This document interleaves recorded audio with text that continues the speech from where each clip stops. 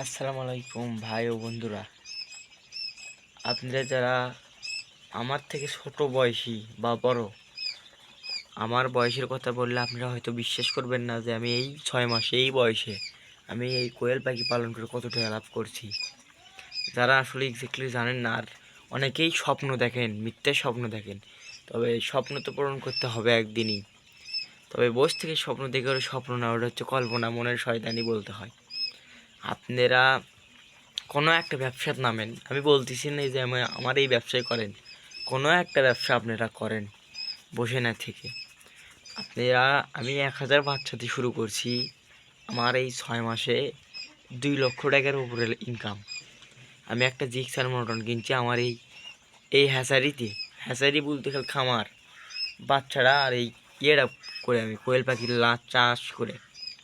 তাই আশা করি আপনারাও কিছু করার চেষ্টা করেন, আর ওই ফালতু নারীর পিছনে ঘুরে সময় নষ্ট করবেন না।